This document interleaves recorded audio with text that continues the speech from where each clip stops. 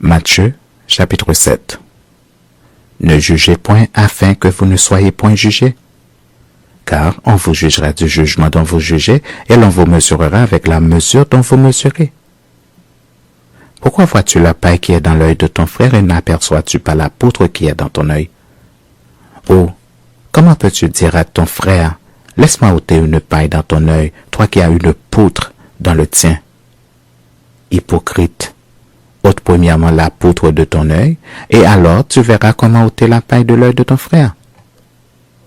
Ne donnez pas les choses saintes aux chiens, et ne jetez pas vos perles devant les pourceaux, de peur qu'ils ne les foulent aux pieds, ne se retournent et ne vous déchirent. Demandez et l'on vous donnera. Cherchez et vous trouverez. Frappez et l'on vous ouvrira.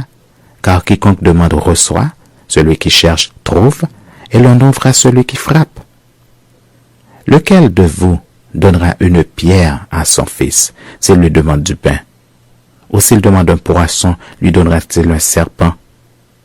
Si donc méchant comme vous l'êtes, vous savez donner de bonnes choses à vos enfants, à combien plus forte raison votre Père qui est dans les cieux donnera-t-il de bonnes choses à ceux qui les lui demandent?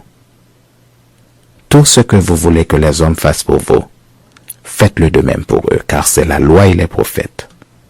Entrez par la porte étroite, car large est la porte, spacieux est le chemin qui mène à la perdition, et il y en a beaucoup qui entrent par là. Mais étroite est la porte, resserrez le chemin qui mène à la vie, et il y en a peu qui les trouvent. Gardez-vous des faux prophètes. Ils viennent à vous en vêtements de brebis, mais au-dedans, ce sont des loups ravisseurs. Vous les reconnaîtrez à leurs fruits. Cueille-t-on des raisins sur des épines, ou des figues sur des chardons? Tout bon arbre porte de bons fruits, mais le mauvais arbre porte de mauvais fruits. Un bon arbre ne peut porter de mauvais fruits, ni un mauvais arbre porter de bons fruits. Tout arbre qui ne porte pas de bons fruits est coupé et jeté au feu.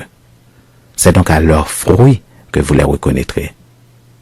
Ceux qui me disent « Seigneur, Seigneur », n'entreront pas tous dans le royaume des cieux, mais celui-là seul qui fait la volonté de mon Père qui est dans les cieux. Plusieurs me diront ce jour-là, « Seigneur, Seigneur, n'avons-nous pas prophétisé par ton nom? N'avons-nous pas chassé des démons par ton nom? Et n'avons-nous pas fait beaucoup de miracles par ton nom? » Alors je leur dirai ouvertement, « Je ne vous ai jamais connu. Retirez-vous de moi, vous qui commettez l'iniquité. » C'est pourquoi quiconque entend ces paroles que je dis et les met en pratique sera semblable à un homme prudent qui a bâti sa maison sur le roc. La pluie est tombée, les torrents sont venus, les vents ont soufflé et se sont jetés contre cette maison. Elle n'est point tombée parce qu'elle était fondée sur le roc. Mais quiconque entend ces paroles que je dis et ne les met pas en pratique sera semblable à un homme insensé qui a bâti sa maison sur le sable. La pluie est tombée, les torrents sont venus, les vents ont soufflé et ont battu cette maison. Elle est tombée et sa ruine a été grande.